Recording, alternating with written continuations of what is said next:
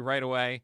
Clay, Van, Adam, Scott, welcome. And guys, let's keep it moving along. We're at 4,100, so we're 41% of the way there to our $10,000 goal. Let's raise some money for Feeding America. Go to the contribute link at the bottom or right underneath the stream at pitcherlist.com/PitchCon. Let's make it happen. But I'm going to let you guys take it away. Thank you so much for being here. Love it. Thanks, Nick. I'm Van Burnett, everybody. Thank you guys for tuning in. I'm typically a co-host for the Wins Above Fantasy podcast, part of the Pitcher List Podcast Network.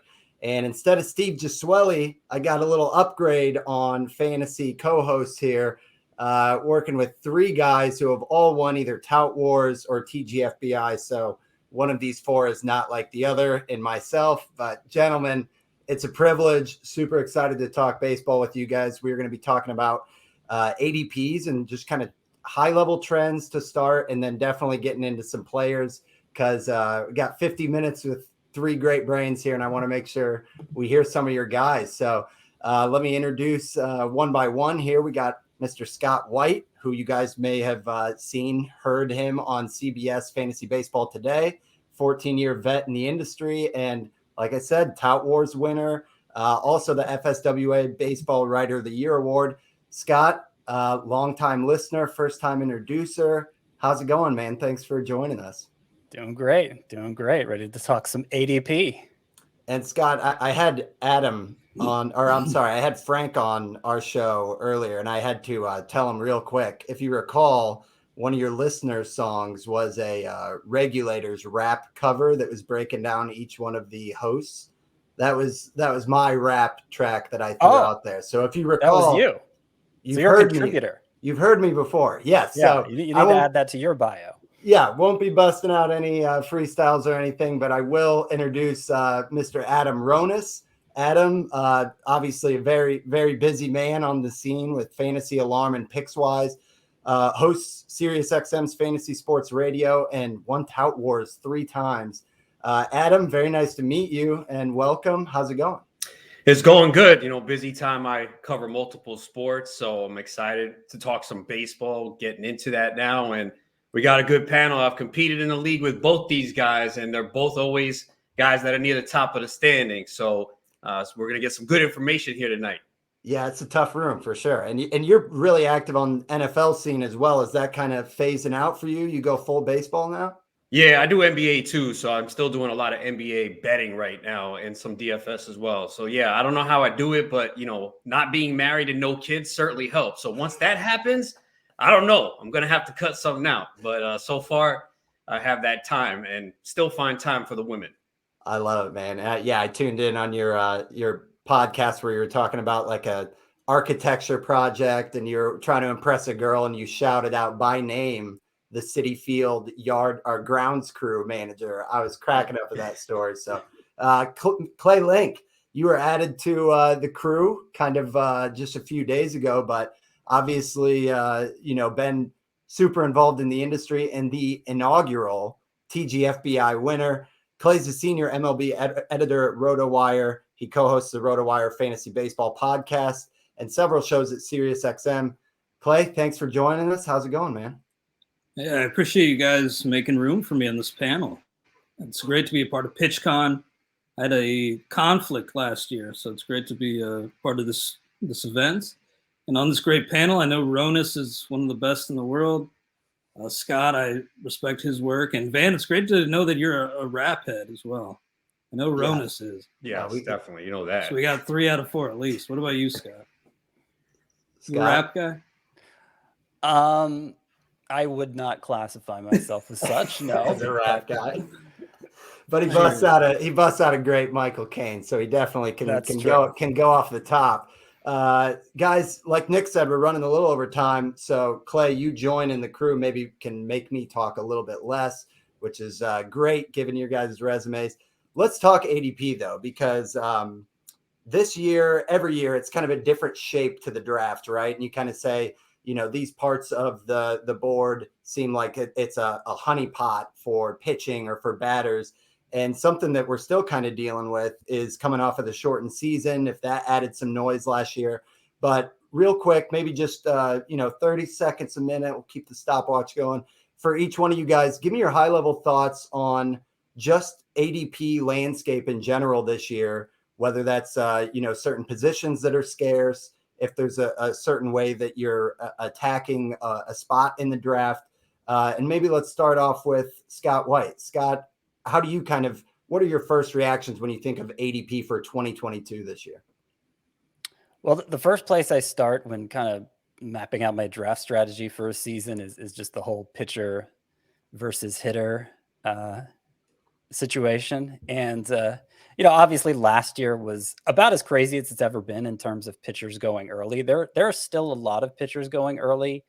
I don't think it's necessary to get swept up in that this year, because I feel like there's been a return of the middle class with the introduction of the new ball last year. The middle class has returned to the position, and it's actually more like an upper middle class than a true middle class. So I like so many pitchers in the mid and even kind of verging on the late rounds that I'm not as gung-ho about drafting pitchers as early this year.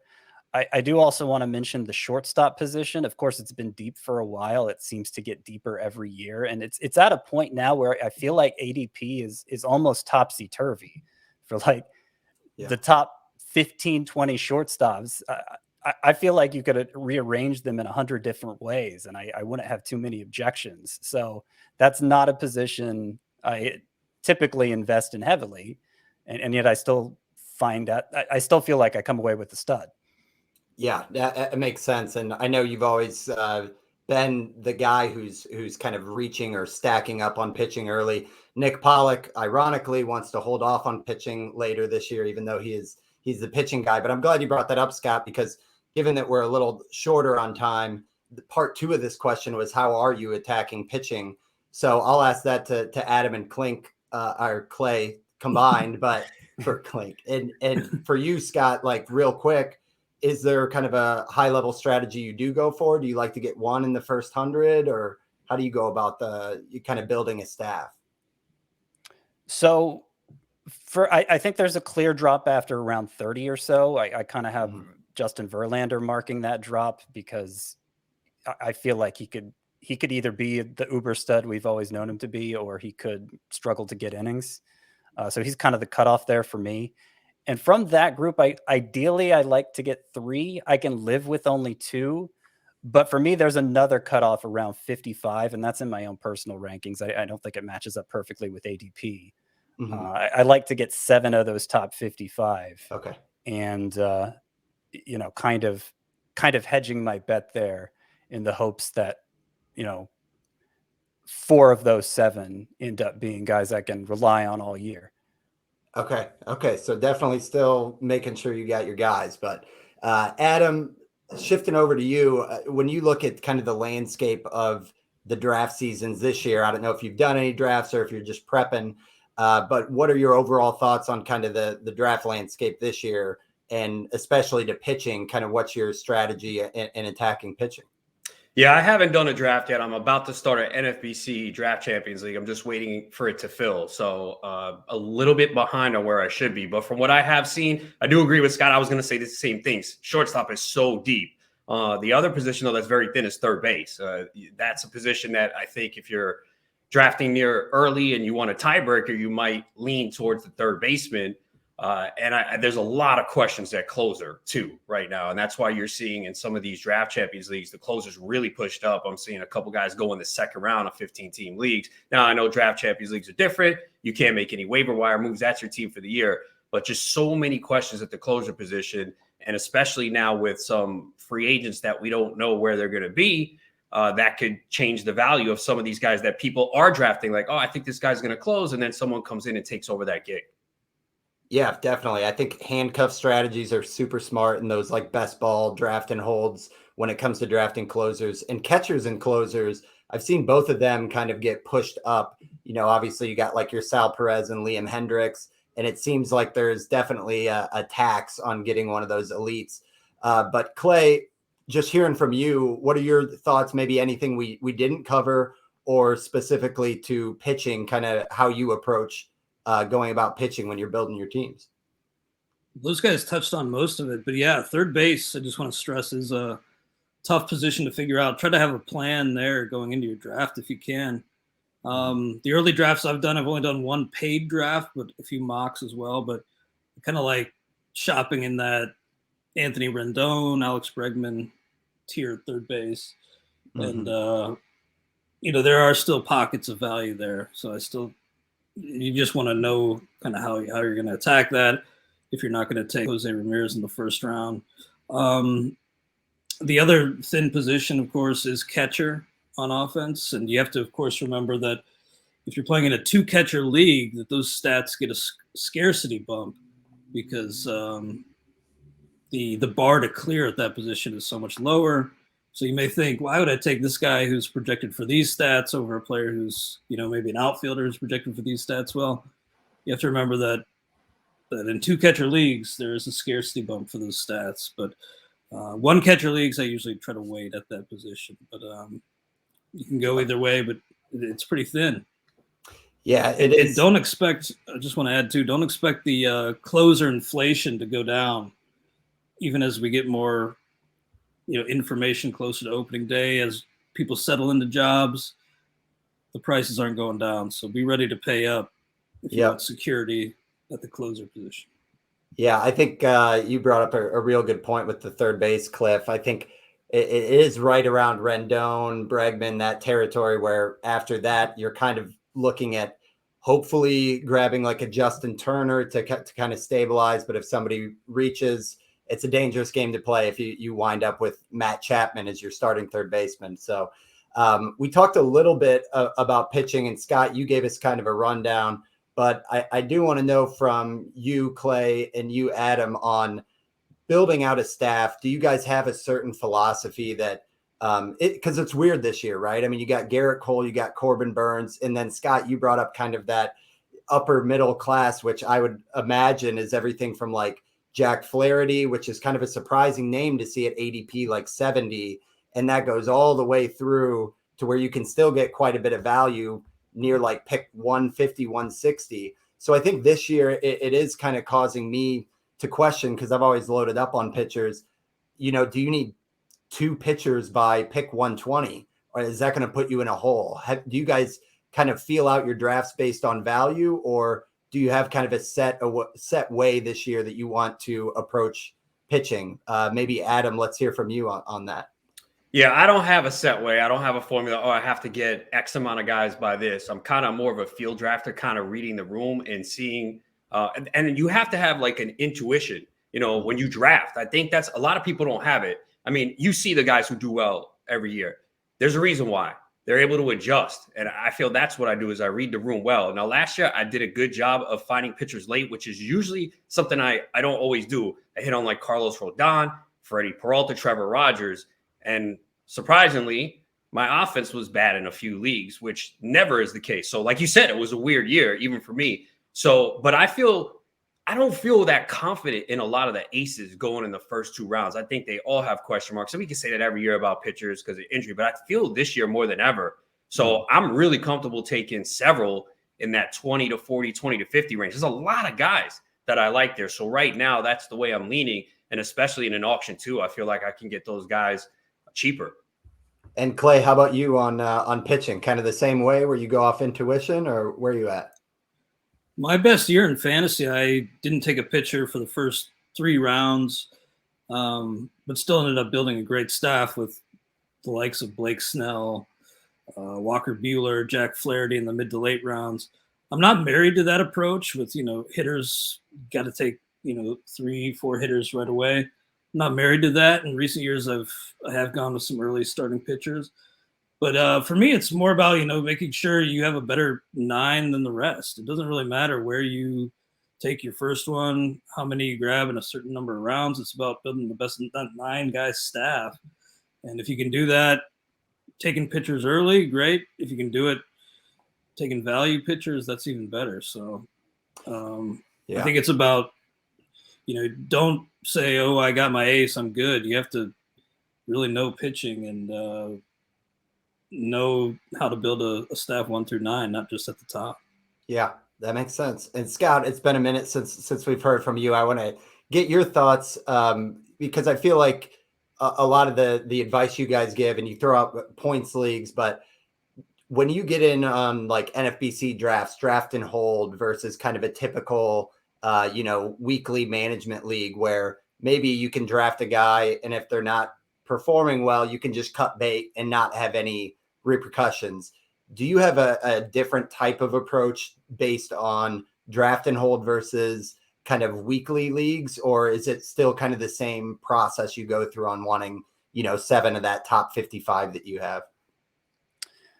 Well, it's different. I don't play in enough of those leagues to have really nailed down a strategy yet, would be the most honest answer. But when I have ventured into them, I've valued steady, secure guys, investing less in somebody who, might have a looser hold on a rotation spot.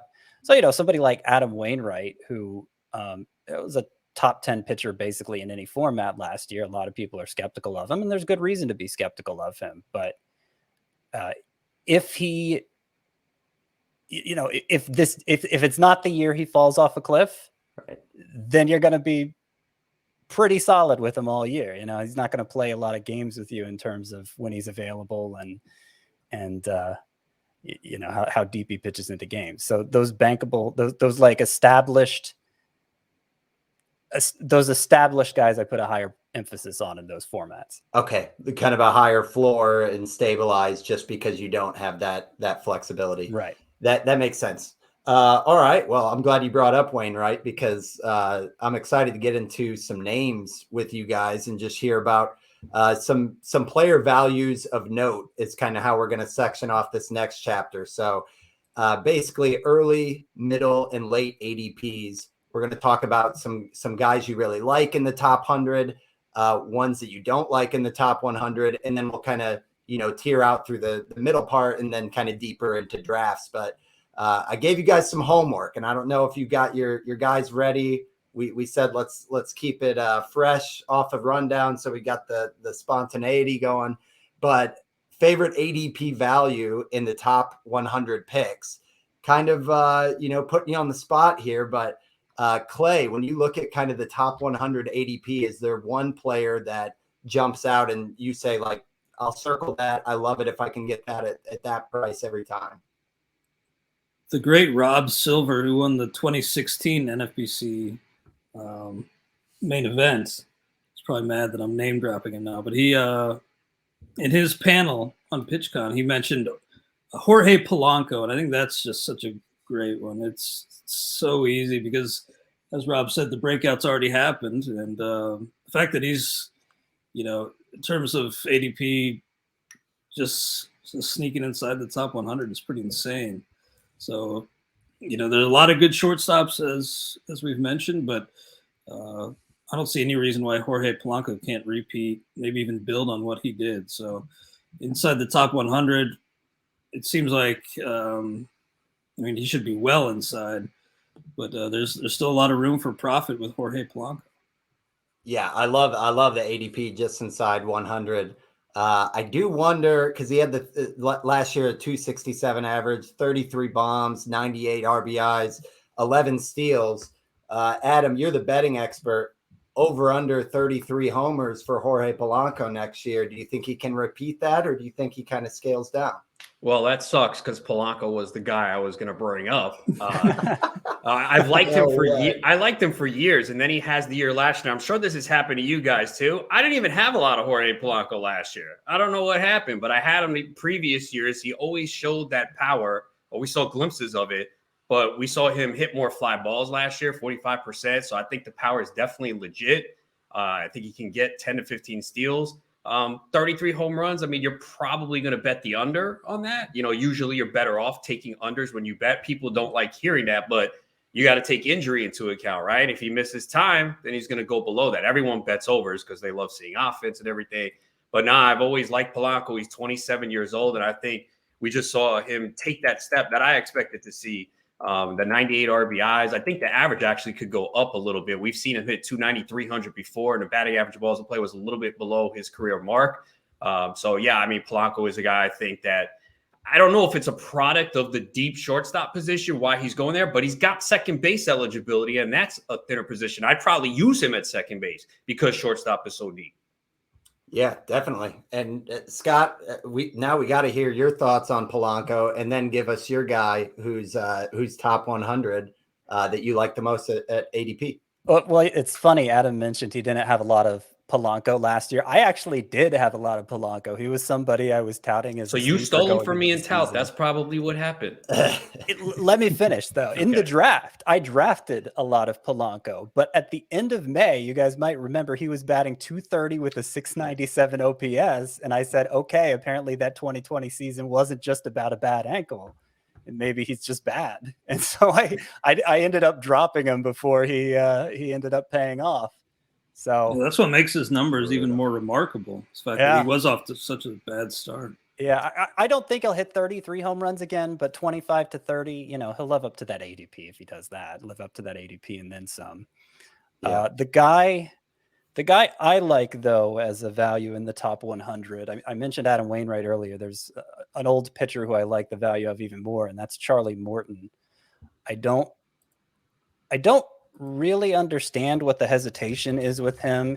He's, going in the 75 to 80 range on average behind like Logan Webb. And there's a really strong track record here from Charlie Morton. Elite bat misser, high ground ball guy. Last year, I mean, the numbers, you'd think they'd speak for themselves. 14 wins, 3.34 ERA, 10.5 K per nine, low whip. The XFIP, the xERA, the Sierra, they all back it up. And really, 3 of the past 4 seasons, Charlie Morton has been that high-end type of pitcher. He wasn't in the 2020 season, had some health issues, but even then he came back strong. The only thing I can figure is, okay, he's 38 years old. That's very old.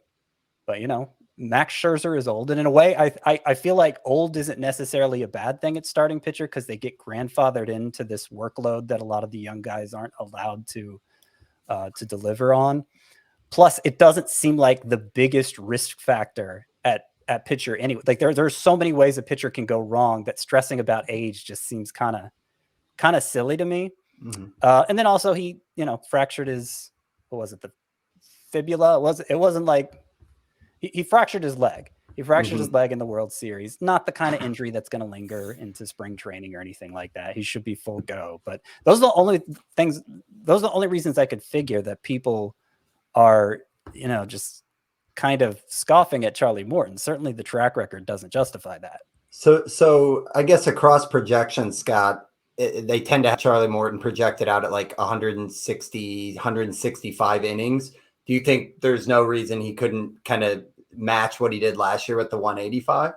I'm assuming, I mentioned that 4-year stretch. The first year of that 4-year stretch was 167. He was kind of building up as to be a frontline starting pitcher for the first time. And then the injuries in 2020 obviously knocked down his innings there. But in 2019, it was 194 and 2/3. Last year, 185 and 2/3. I mean, he's as long as he's able to take the field, he's going to give you an ace workload. You're right. Yeah. And projections are probably kind of looking back at some of those lines and just being conservative there. Guys, I kind of like Francisco Lindor at pick 54. I know he had an off year last year. Me and Steve talk about it on the show a lot that he was really pressing. There were some good articles that were out there that he was actually pressing by being too patient at the plate. Then he missed a month with an oblique strain. And once he came back, I mean, he looked kind of like typical Francisco Lindor. So even on a down year with 125 games, he still had 20 homers, 10 steals. The 230 average was low, but the XBA at 253. He's a career 280 guy on BABIP, and his BABIP was low as well at like 240. So the Steamers got Lindor at batting 250, 230 homers, 13 steals. I think that alone would be a pretty solid value at like an ADP 53. But I think there's potential where that average could climb up. And, he's still just 27. I think a lot of people forget that he's younger than Trey Turner. And so when I look at Lindor, I see a lot of potential to kind of return value at that ADP. But Scott, I saw you kind of smiling. Do you disagree or agree with that one? So I I had two names written down for least favorite top 100 player. I wasn't sure which one I was going to go with. Take the other one, please, man. One of them was Lindor. Since you brought him up, I just think he's sort of a middling exit velocity guy, and any middling exit velocity guy who lost power last year with the introduction of the new ball, I get a little concerned about their ability to bounce back from that. Now, in Lindor's case, he's a little on the middle to high end in terms of exit velocity. So, he still has a pretty good chance, I think, of being a 25 homer guy, but probably not a 35 homer guy anymore. And I think because he sells out for power so hard, it elevates a lot. I think batting average could be a struggle for him going forward.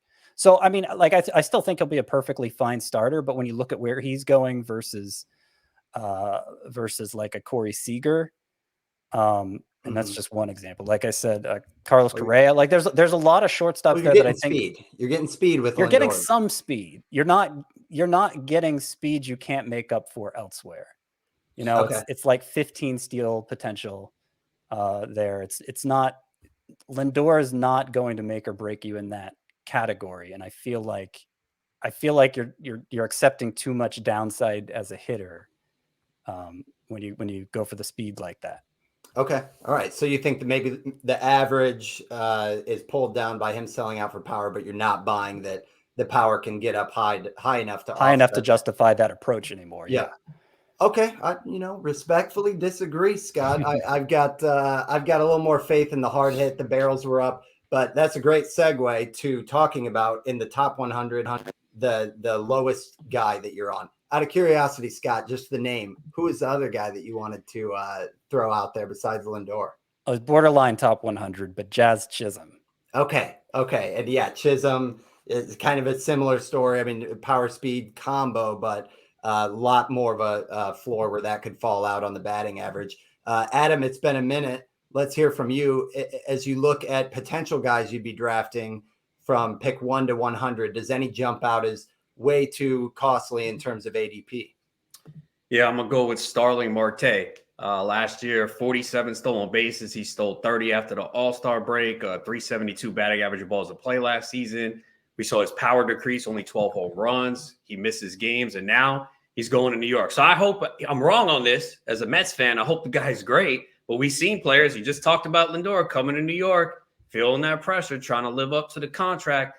But, this is just a case of people paying for speed here. You're just not getting elite power. You're not going to get a ton of RBIs. I think the average is going to go down. And you're seeing him go in the second round of a lot of leagues. He's 33 years old. Now, I know he's played in parks that were not great, but Citi Field is tough. I mean, it's going to increase the strikeouts and the power is going to hurt. So Marte is a guy that I just can't get behind for where he's going. Yeah, and his ADP has shot up just in the past month or two, so that it's getting pricier. I think the power. I guess where do you see the homers? Because it feels like Steamers and all the projection systems have him closer to 20 homers. But is he kind of turning into this aging speed threat with not a lot of power, where you kind of look at that and you're like, that age could hurt that quickly? Do you see the power kind of coming back a little bit, or where do you think he's at? I think he's more in the 15 homer range. Again, I think Citi Field definitely hurts him a little bit, and he's not a guy that, hits a lot of fly balls. I mean, his fly ball rate has been under 30% the last 3 years. So I think he's more of like a 15 homer guy. Again, I just don't see him helping much in the RBI category. So again, you're paying for the steals. You're hoping that he gets around 30. I cannot see 47 again. 40, I think, is even a reach. So you're hoping that he gets 30. Yeah, and in that lineup, I think the one thing is you probably expect his counting stats to be a decent floor, just because. Well, are we saying the Mets will have a good offense, or Mets going to Mets again? Yeah, that's what I worry about. Seeing this team up close every day. Clay, how about you? Is there a guy you think is kind of overvalued or at a ADP you can't get behind in the top 100? Mine is far and away Alberto Mondesi of the Royals. When he first came on the scene, I was, intrigued by the idea of Mondesi, I guess you could say, but it never has really panned out. And I think we have to take GM Dayton Moore's comments from last fall at face value and take them for what they're worth, because he pretty much said that can't count on Mondesi being an everyday player.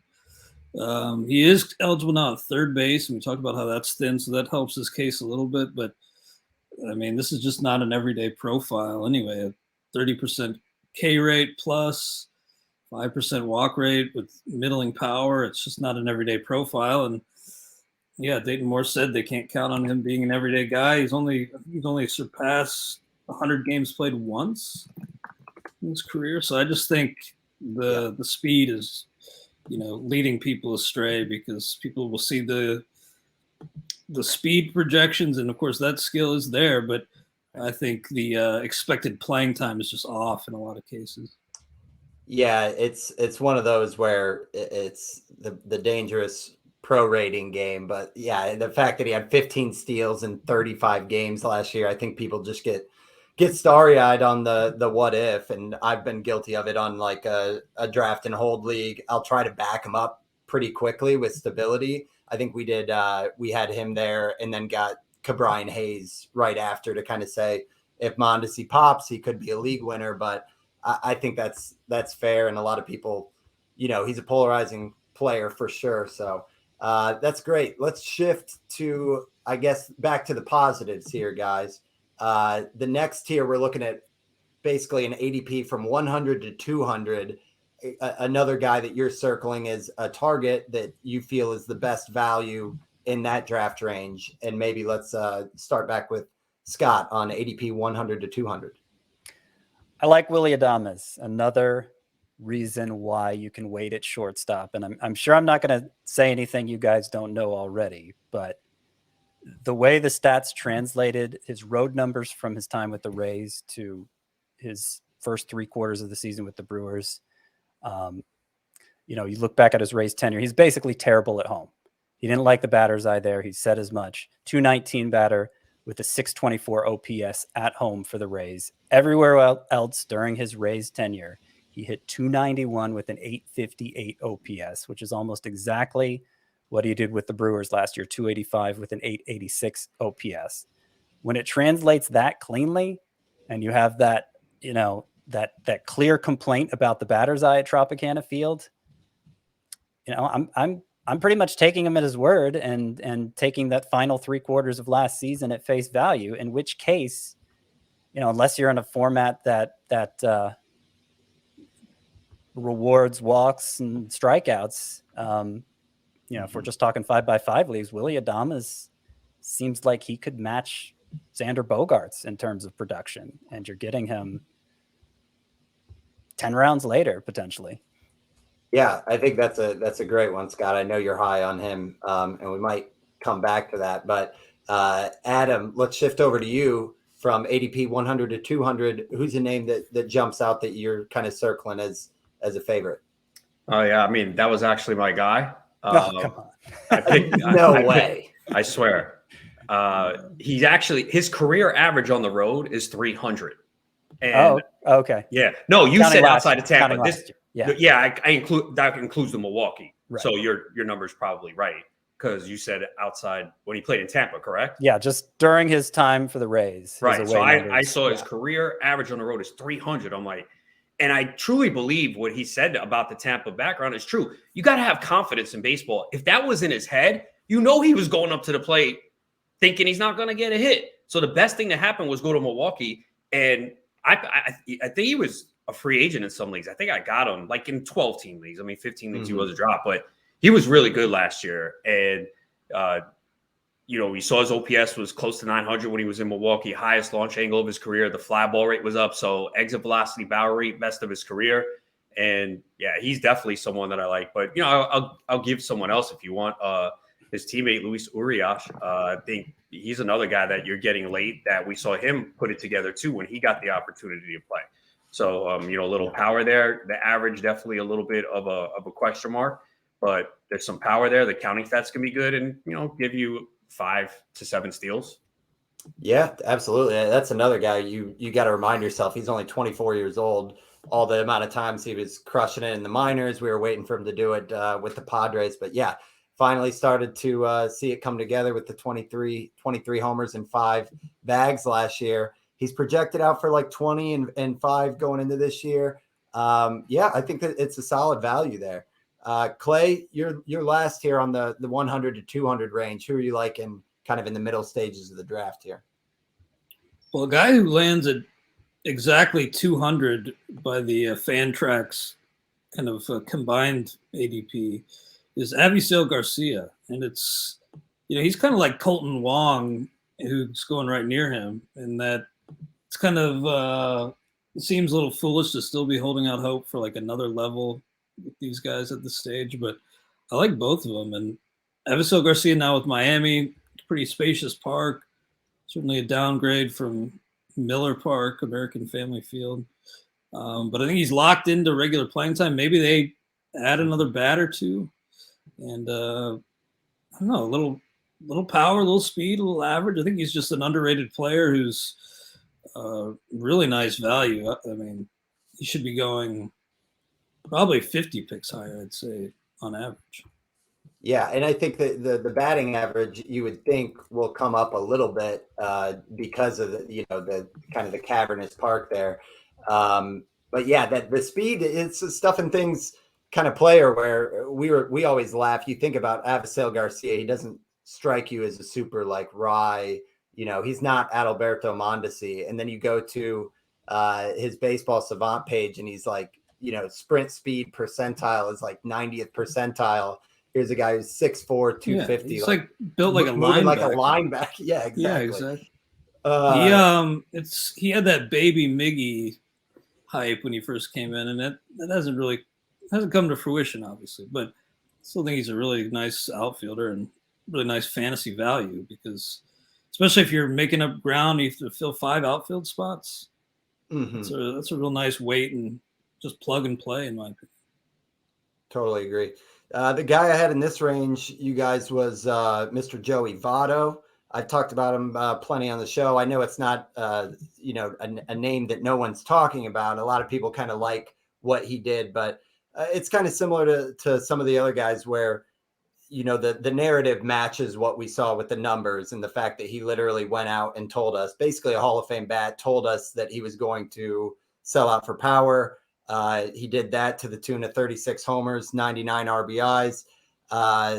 Yeah, I mean, just everything beneath the hood looks terrific. And when I see basically his projections have him kind of in this range because they assume this average is going to drop down to like 250, I just don't really see it. I know that the plate discipline suffered a little bit once he started to basically reinvent himself as a hitter, but I still like Votto as a 260 guy with 30 to 35 homers, hitting in a great ballpark. Lineup solid enough. I know Castellano is probably going to be on the move.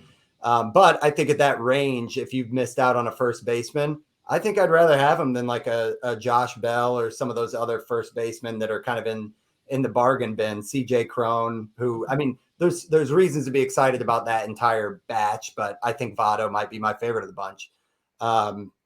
Let's talk about our favorites after pick 200. So this is kind of in the deeper range of the draft. Maybe Adam, let's start with you this time so you can't get sniped for the 3rd consecutive round here. Who do you like after pick 200? All right. I don't think I'm getting sniped here anyway, but I'm going to go with a pitcher this time, Alex Cobb. Underlying numbers were pretty good last year, 24.9% strikeout rate, 8.4% walk rate, and he's going to San Francisco. We've seen what San Francisco does to pitching, man. It could probably turn me into a solid arm. I obviously don't have the build to pitch, but the innings, obviously he had some injuries last year, wrist injury, blister, but he was pretty good. Got the good splitter. He got a lot of swings and misses there. His FIP was 2.92. Strand rate was a little unlucky. Doesn't allow a lot of barrels, 93rd percentile in chase rate. So, the innings are going to be the big concern, but you're getting them late. And, if you're getting a pitcher this late, you could massage your pitching staff if he gives you, 140, 150 innings pitching in that park. I think he could be a nice value. So, Alex Cobb for me. Yeah. You throw a splitter, Ronas? A splitter? I can try, man. Yeah.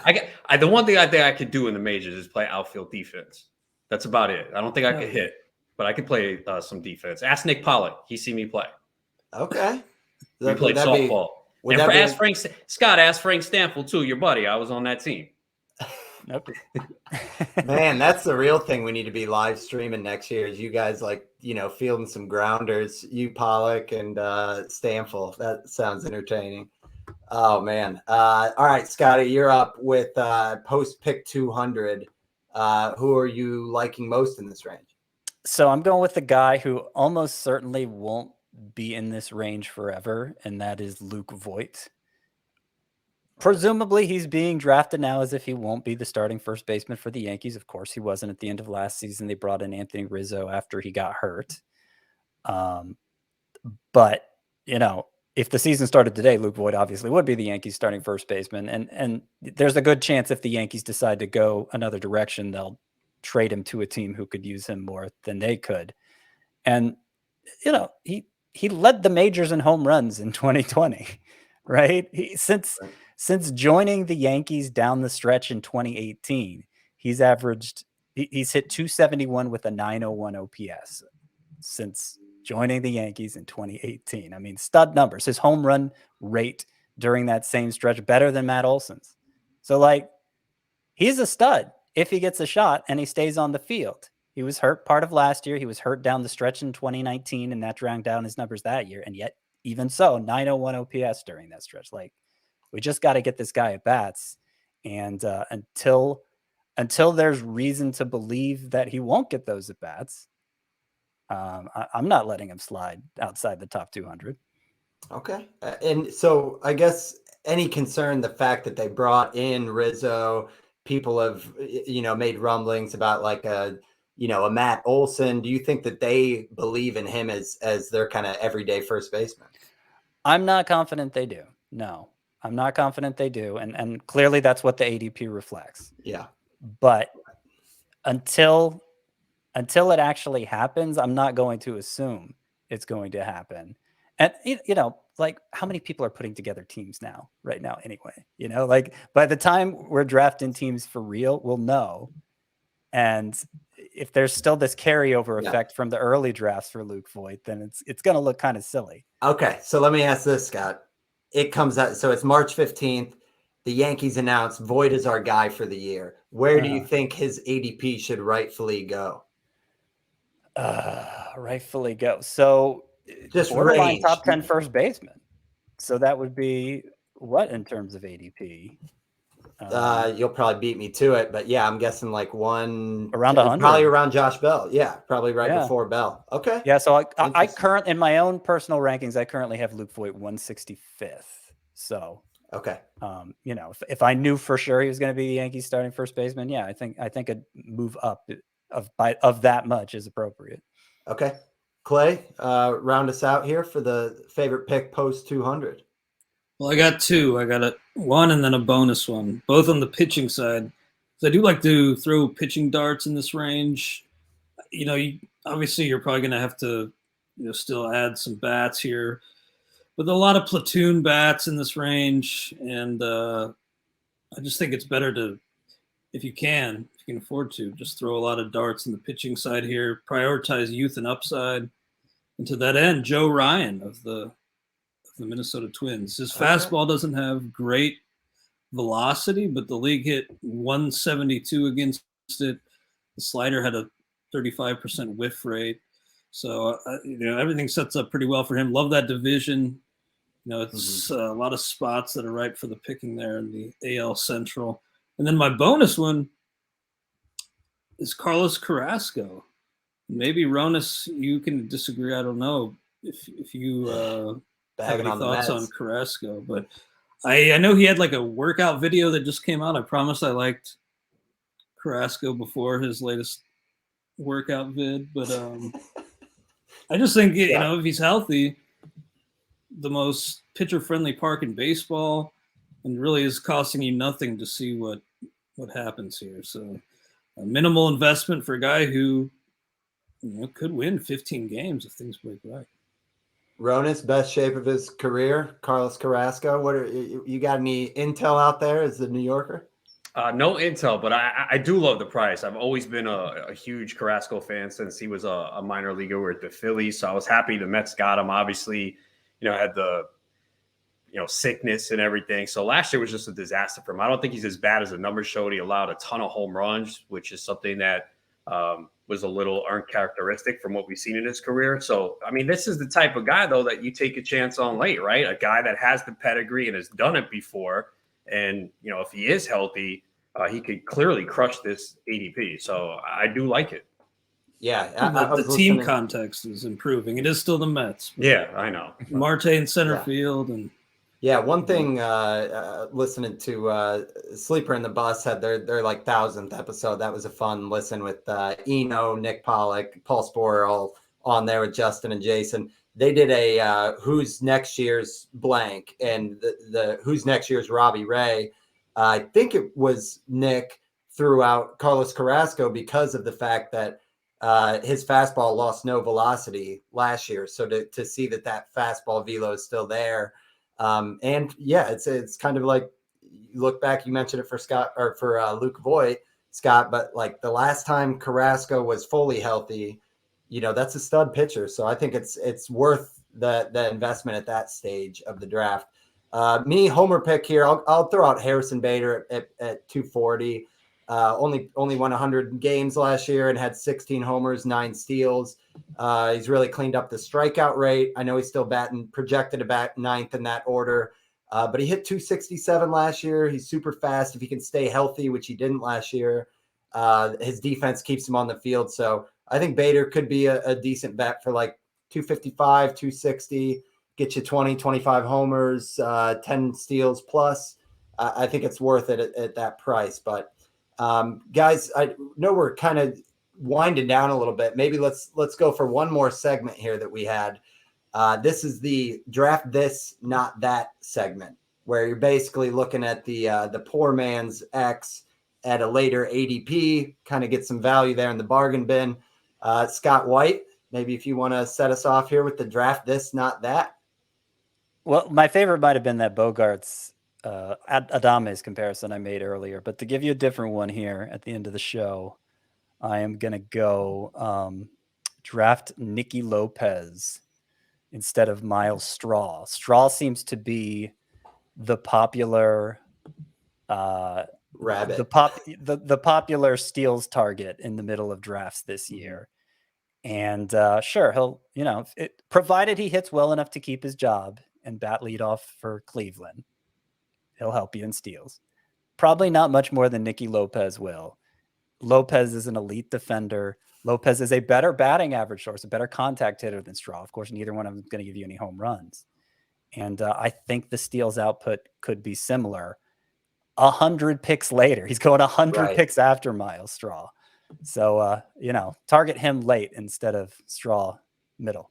Yeah, Nicky Lopez, ADP right around like a 230. So I think that's a good call there, Scott. And looking at Straw, yeah, ADP, man, I can't believe it's as high. It's like before 150. So there are other outfielders going after him, like Joey Gallo. That I totally agree. Hunter Renfroe, I think, is another good bet. I know it's completely different on the speed versus pop there, but yeah, I'm with you there that Straw's probably a little overpriced. Mr. Ronis, draft this, not that. What do we like for the value here?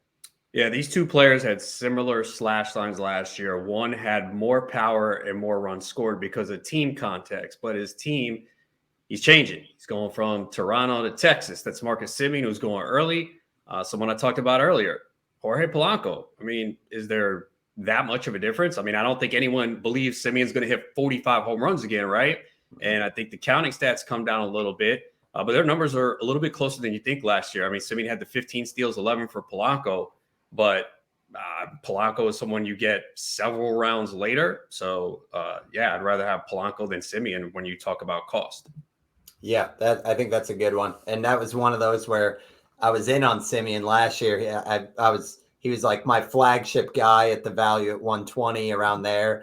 And this year I'll have 0 shares whatsoever because, like, now you gotta pay. So, Clay, how about you for a draft this, not that?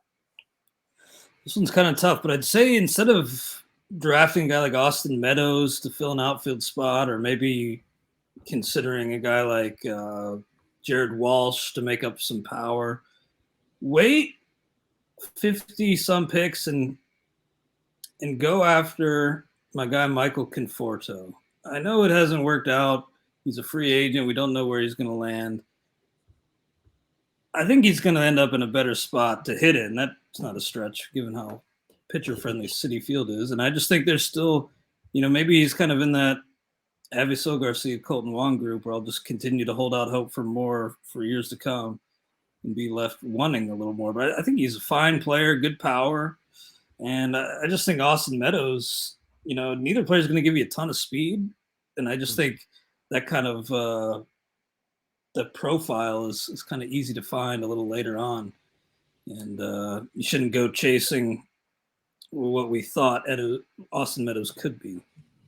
Yeah, and it seems like you still got to deal with some headaches with Meadows on like playing time and stuff too. But this is the least you've had to invest to get Conforto in many years. So yeah, I think that's a good shot in that range for sure. He's going around guys like Alex Kirilloff, who's got some promise, but we've seen very little there, and some health, some injury stuff.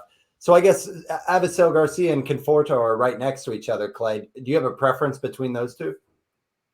I'd probably lean Garcia right now, but I don't know. I like them both. If you can maybe get both and start loading up on pitchers.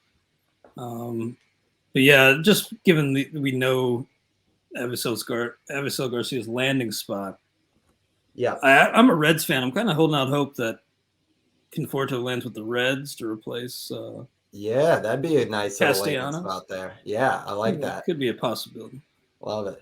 Well, guys, we're closing in on time, and just want to say thanks before we get bumped or anything. But I do got some extra popcorn, like head-to-head matchups on some guys at values. But want to say thanks. Great meeting you guys. Heard you guys' names, seen your stuff out there, but to put a face to it, it was really cool, and definitely appreciate it. So let's finish out with some fun stuff here. Scott, you mentioned Adames. I know you're also big on Brendan Rodgers. Which ADP value do you like more, Adames at 140 or Brendan Rodgers at 165? I like Adames more. Rodgers is more theoretical. I think we've already seen what Adames can do in that environment, and I'll pay up a couple rounds for that. Okay. Adam, wouldn't be an ADP show if we didn't talk about Yelich and Bellinger right next to each other around pick 100. You got a dog in the fight there between which one is worth the shot for a bounce back, Yelich or Bellinger? Yeah, I'm going to go with Yelich. I know obviously the back has been an issue and the power has been down, but if he could somehow come in healthy, obviously draws a lot of walks. I mean, even with the issues last year, he still stole 9 bases.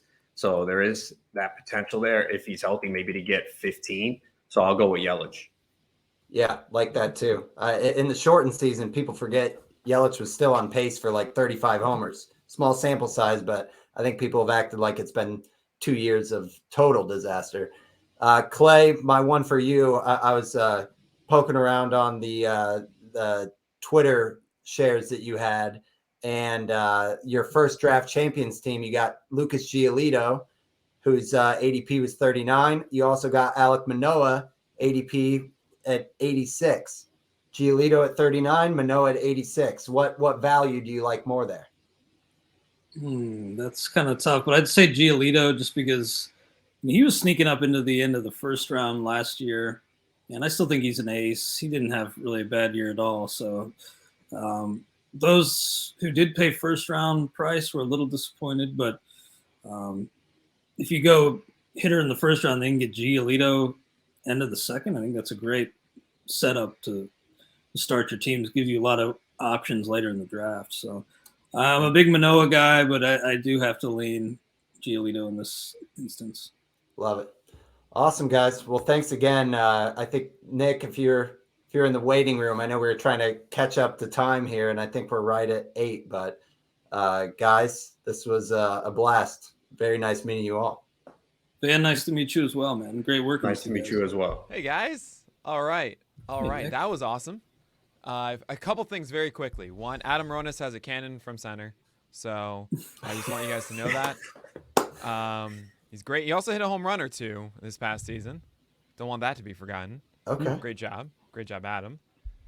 He saw me sometimes field ground balls at shortstop. Sometimes. No, you were good, man. You hit well too. Yeah, I was No, you were good. That's fine. I wasn't excellent, but I was good. No, Is this a Sandlot field or like where are you guys playing? Blacktop. Blacktop. Yeah. I mean, I prefer to play on grass, but I mean, me too. You know, that's why I wasn't that great at shortstop. And I gotta address one thing here.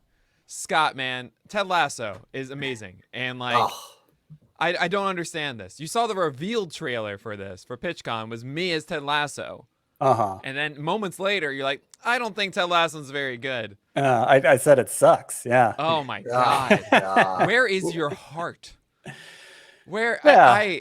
I mean. So I generally agree with your takes is the crazy thing, Scott. I loved watching the Twitter replies too. They're like, how'd you make it to the middle of season 2 if you hate this show? They were coming for you. well, I was wanna trying to probably like judge it. it. I was trying hard. You know, Yeah, you got to I stir the pot appreciate that. sometimes. I definitely went a step or 2 further than I actually believed by saying it sucks. I think it's fine. I just, I'm watching it and I'm thinking, what's the big deal? Oh There's God. not much edge can you- here. It's not like, It's Like and they're then- all so It's amazingly unifying. likable. All and of then them. after, you know, I watched an episode that just like was so irritating. I'm like, I'm just gonna go for it. I'm gonna say this on Twitter, see what happens. you knew it would and, happen. You knew it. It was a bit of a firestorm. Yeah.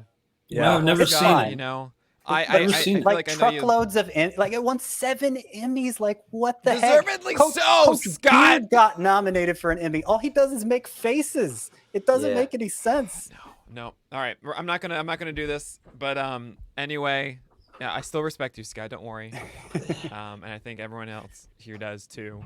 But thank you guys so much for being a part of this. Really, that was an awesome panel. And yeah, PitchCon wouldn't be the same without you guys. So, Clay, Nick, thanks for Van, including Adam, Scott. Thank you so much. thanks. So Thank you, Nick. Take care, All right, guys. we gotta move.